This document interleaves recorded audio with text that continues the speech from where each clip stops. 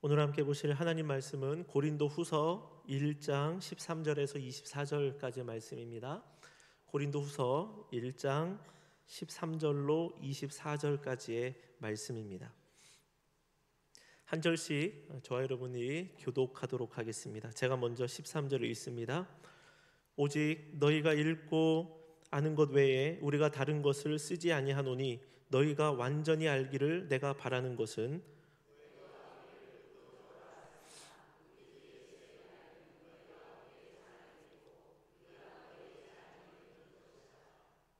내가 이 확신을 가지고 너희로 2번 은혜를 얻게 하기 위하여 먼저 너희에게 이르렀다가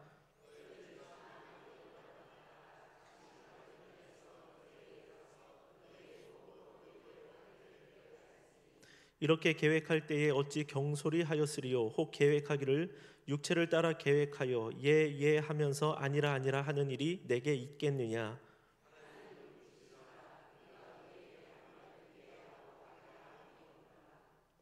우리 곧 나와 실로아노와 디모데로 말미암아 너희 가운데 전파된 하나님의 아들 예수 그리스도는 예하고 아니라 함이 되지 아니하였으니 그에게는 예만 되었느니라.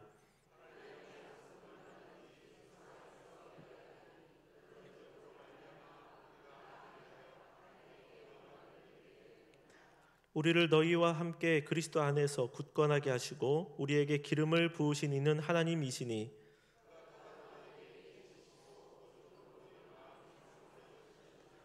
내가 내 목숨을 걸고 하나님을 불러 증언하게 하노니 내가 다시 고린도에 가지 아니한 것은 너희를 아끼려 함이라.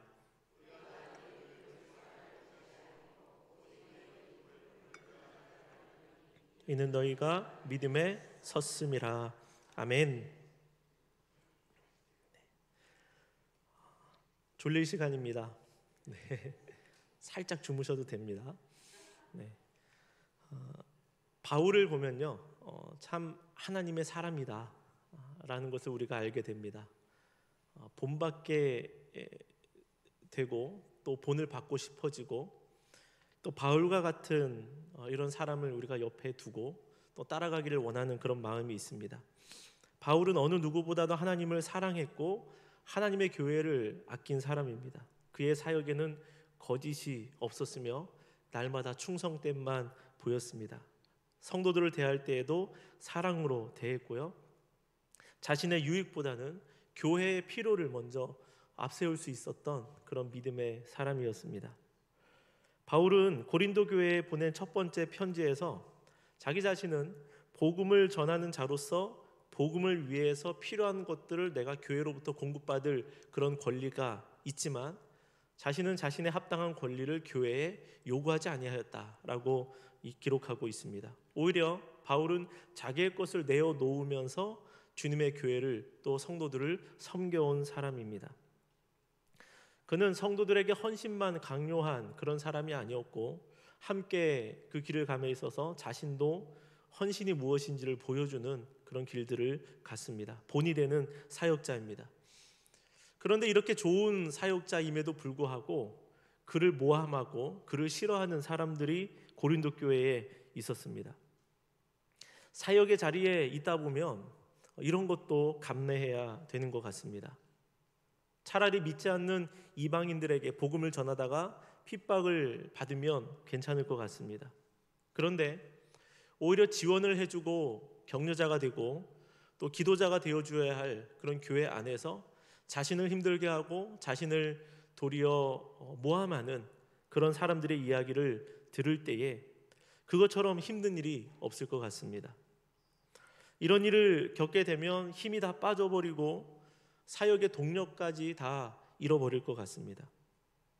우리도 살아가다 보면 이런 일을 경험할 때가 있습니다. 다른 사람은 다 몰라도 당신만큼은 나를 지지해 줄 줄 알았는데, 나를 도와줄 줄 알았는데, 그런데 설령 이러한 일들이 우리의 사역 가운데 있다고 할지라도 우리는 언제나 그 속에서도 하나님을 의지하는 자가 되어야 할 줄로 믿습니다. 성경의 말씀은 사람을 바라보지 말고 하나님을 붙들고 하나님을 의지하면서 영원한 반석 되신 주님 위에 그 그 믿음을 견고히 세워가라라고 우리에게 말씀해주고 있습니다.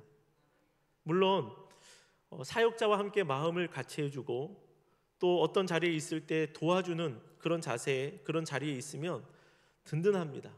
든든하고 참 믿음의 동역자다라고 말할 수 있는데, 그렇지 않을 경우에도 혹여라도 그런 일이 일어난다고 할지라도 끝까지 하나님을 신뢰하고 있으라라고 말씀하는 것입니다. 그러므로 바울은 자신을 변호합니다. 자기 자신을 변호하고 있는 이 바울은요, 자기의 허물을 변호하고 있는 것이 아니라 자신의 정직함을 변호하고 있는 것입니다. 그래서 고린도후서를 보면 다른 서신서와는 좀 다른 게 있습니다. 이 고린도후서는요, 바울 자신에 대한 이야기들이 많이 담겨져 있어요. 바울의 심경에 대한 내용들이 여기 많이 기록되어 있습니다. 바울은 어떤 서신서보다도 자기의 마음을 펼쳐서 고린도후서에 잘 기록해 놓고 있습니다. 그래서 어떤 주석가는요, 고린도후서는 바울의 모든 서신 중에도 주신 그 서신서 중에서도 자서전적이다라고 이렇게 말을 하고 있습니다. 그러므로 우리는 이 고린도후서를 대하면서 바울이 이런 상황에서도 복음을 붙들고 하나님 안에서 서 있었구나라는 것을 배우기를 원하고요. 그리고 하나님의 일을 하는 자로서 이런 모습이 하나님의 사람다운 모습이구나, 사역자의 모습이구나라는 것을 저와 여러분들이 함께 배워가면 좋겠습니다. 하나님을 섬긴다는 것이 무엇입니까? 하나님을 섬긴다는 것은 좋은 것만 바라보고 섬기는 것이 아닙니다. 때로는 감내해야 될 때도 있습니다. 이런 상황에서까지, 이런 모습으로까지 섬기는 것이 하나님의 종이구나라는 것을 우리가 배우게 됩니다. 우리는 하나님의 사람으로 부름을 받았고 주님께서 주신 사역으로 보내어졌기 때문에 어느 누구도 우리의 생각대로, 내 기분대로, 내가 원하는 대로 말하고 행동하지 않습니다.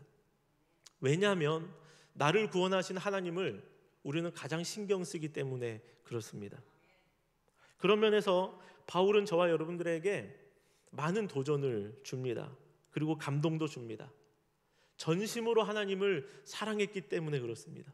이런 상황에서도 바울이 무너지지 않았기 때문에 그렇습니다.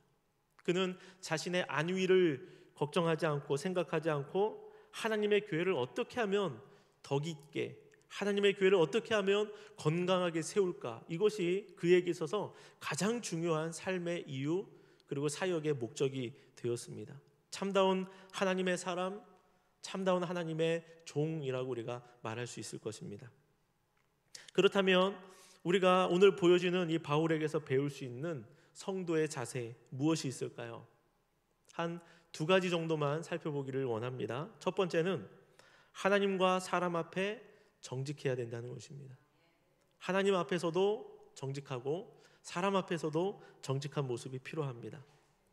바울은 고린도 교회에 두 번째 편지를 보내고 있습니다. 더 정확하게 보면 지금 고린도 후서는 두 번째 편지가 아니라 세 번째 편지입니다. 바울이 예전에 앞서서 두 번의 편지를 더 보냈는데 그 중에 하나는 남아있지 않습니다. 그래서 고린도 전서와 고린도 후서만 우리에게 전해지고 있습니다. 그런데 고린도 후서를 보내면서 13절에, 오늘 본문 13절에 이렇게 말씀합니다. 같이 읽습니다. 오직 너희가 읽고 아는 것 외에 우리가 다른 것을 쓰지 아니하노니 너희가 완전히 알기를 내가 바라는 것은, 오직 너희가 읽고 아는 것 외에 우리가 다른 것을 쓰지 않는다, 이렇게 기록하고 있습니다. 바울이요, 딴 말을 하지 않습니다. 자기가 하지 않았던 말을 한 것처럼 얘기하지도 않습니다. 그가 지금 기록하고 있는 것은 예나 지금이나 같은 하나님의 말씀입니다. 너희가 읽고 아는 것, 이렇게 기록되어 있는데 읽고 아는 것, 이것이 무엇일까요? 읽은 것은 이미 바울이 썼던 두 번의 편지의 내용입니다. 그리고 지금 읽고 있는 이 말씀입니다. 또한 아는 것, 이것은 무엇이냐면 바울이 2차 전도 여행 때 고린도 교회를 개척했고 약 1년 반 정도를 그곳에 머무르면서 하나님의 말씀을 가르쳤는데, 바울이 그 당시에 머무르면서 전해준 하나님의 말씀, 복음의 생명의 말씀을 뜻하는 것입니다. 그래서 글로써 읽은 것, 그리고 바울이 함께 머물면서 가르쳤던 그 내용을 아는 것, 이것이 읽고 아는 것이라고 말할 수 있습니다. 다시 말해서 바울이 훈련시켰던 말씀과 지금 글로써 기록해서 전해준 이 말씀이 있는데, 지금 보내고 있는 이 고린도 후서도 예전에 읽혀주고 예전에 가르쳤던 그 말씀에서 벗어나는 말씀이 아니라는 것입니다. 그러면서 13절 뒤에서는 이렇게 이야기합니다. 너희가 완전히 알기를 내가 바라는 것은, 이미 고린도 성도들이 알고 있잖아요. 배웠기 때문에 내용을 압니다. 글로서 전달했기 때문에 그들이 읽었습니다. 그럼에도 불구하고 바울은요, 너희가 완전히 알기를 내가 바란다라고 이야기하고 있습니다. 무엇입니까? 읽은 것만으로서 하나님의 말씀이 끝나지 않는다는 것입니다. 하나님의 말씀은요, 우리에게 있어서 완전하게 녹여져야 되는 것입니다. 지식으로만 갖고 있는 것이 아니라 하나님의 말씀이 경험되어져야 되고, 하나님의 말씀을 읽을 때 아멘입니다라고 우리의 입에서 고백이 되어져야 한다는 것이죠. 여기에 신앙생활에 중요한 원리가 있습니다. 우리 안에는 계시지 않는데 어떤 분들은 날마다 새로운 것만 찾아다니는 분들이 있어요. 새로운 지식, 새로운 가르침. 우리는 신앙생활이 뭔지 잘 이해할 필요가 있습니다. 신앙생활은요, 새로운 것을 계속 찾아다니는 것이 아닙니다. 이미 들은 말씀, 성경의 저자를 통하여서 우리의 손에 잡히게 한 이 하나님의 이 말씀, 이것을 내 것으로 만드는 것, 그것이 신앙생활이고요. 우리가 이미 들은 이 하나님의 복음, 예수 그리스도의 십자가 복음 위에 계속해서 머물러 있는 것이, 그것이 신앙생활인 줄로 믿습니다. 그것을 내 것으로 삼지도 못한 채 지적인 욕구만을 채우다가 거짓된 이단 진리, 이단 사설에 빠지는 경우가 있습니다. 우리는 이미 주신 하나님의 말씀을 다 이해하고 다 깨닫기에 저와 여러분들의 생이 너무나 짧습니다.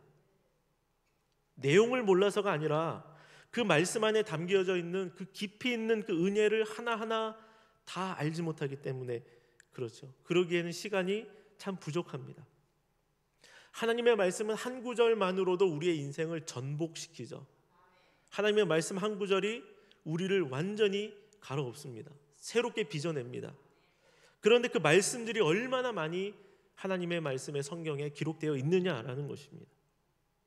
그러므로 저와 여러분들은 나에게 주신 이 보석과도 같은, 생명과도 같은 이 말씀을 우리는 사랑해야 됩니다.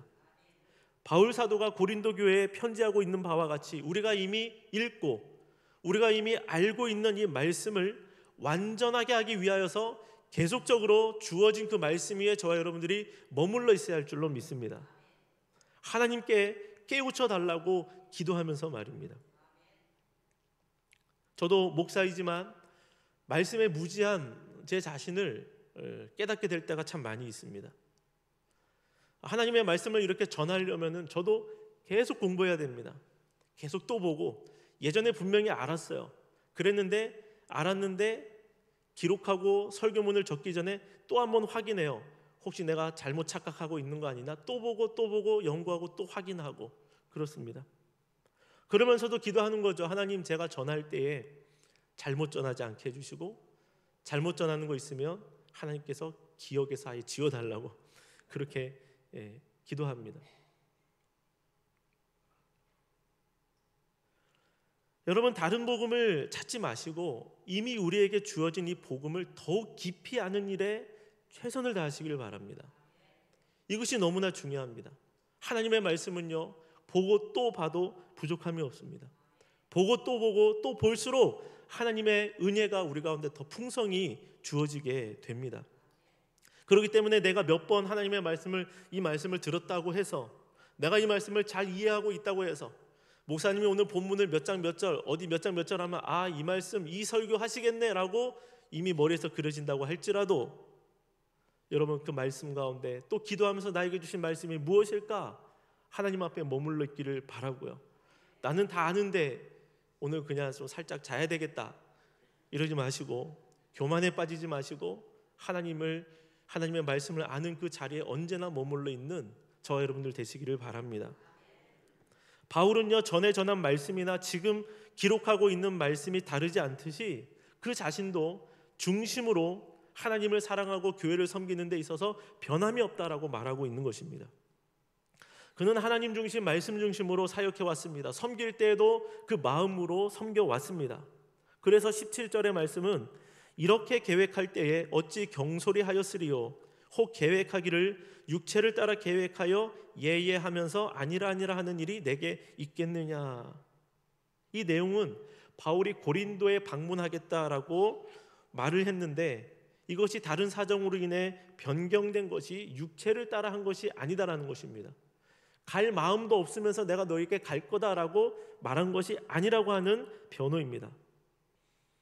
사람들은요, 이 문제를 가지고 바울이 거짓말했다, 바울이 믿을 사람이 못 된다라고 말을 하지만 바울은 경솔하지 않았다는 것입니다. 그는 정직함으로 서 있다는 것이고 육체를 따라서 그런 계획을 갖지 않았다라고 이야기를 하고 있는 것입니다. 그는 몸이 편한 대로 또는 물질이 있는 대로 편파적으로 행동하지 않았습니다. 예라고 했다가 말을 바꿔서 아니라라고 하는, 상황에 따라 이랬다 저랬다 하는 사람도 아니었다라는 것이죠. 바울은 하나님 앞에 정직함으로 섰고 육체를 따라 행하지 아니하였고 하나님께서 주신 말씀을 본인이 기록하는 것처럼 자기도 변동되지 않고 말을 바꾸지 않는 그런 사람으로 사역을 해왔다라고 말을 하고 있는 것입니다. 다음으로 바울에게서 배울 수 있는 성도의 자세, 두 번째는 내 계획보다 하나님의 인도를 따라가야 한다는 것입니다.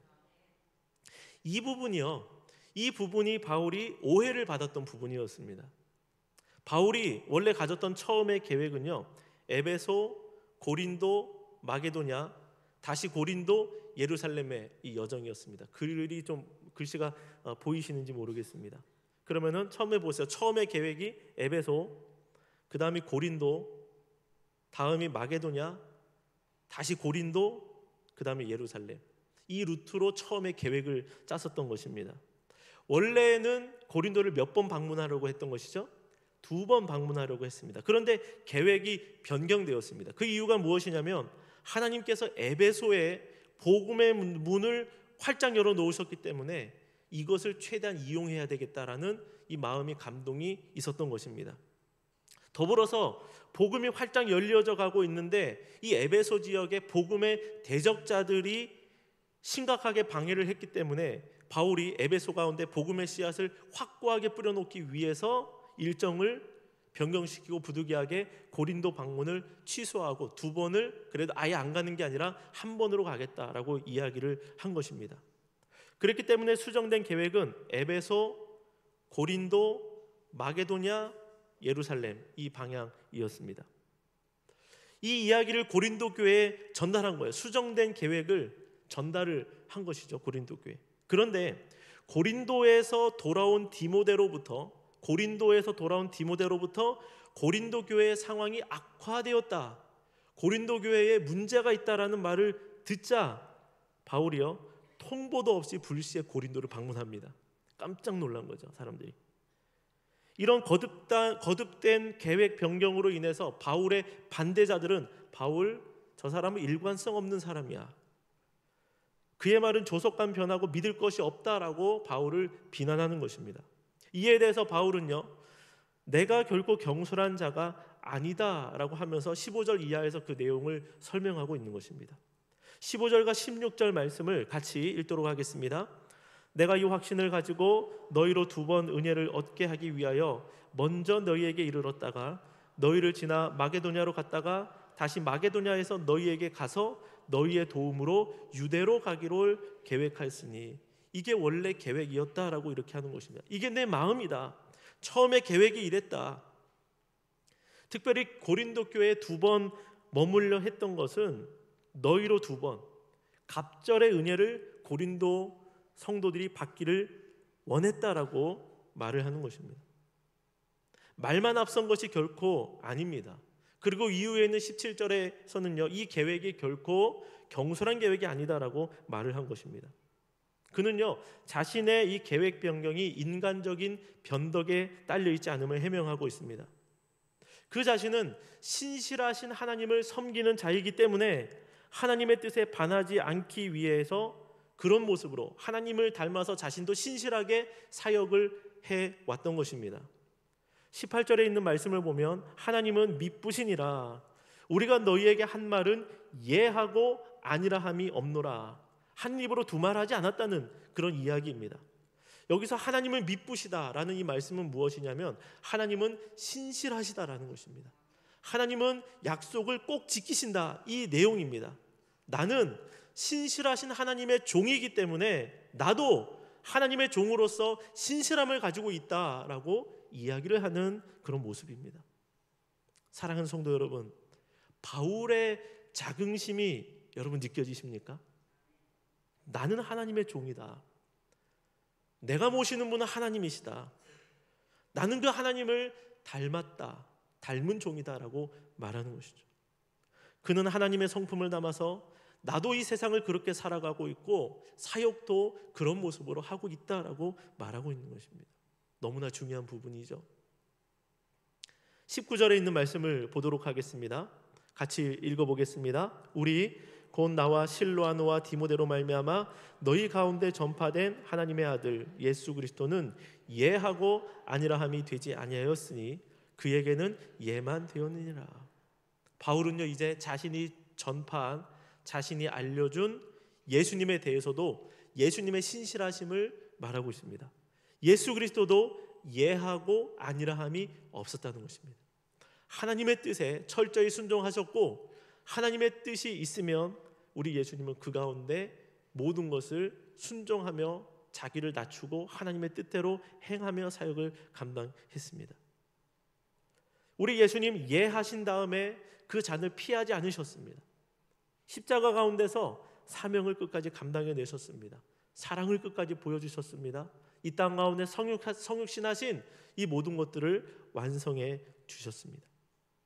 바울이요, 지금 하나님과 예수님의 예됨을 말씀하고 언급하고 있는 그 이유가 무엇입니까?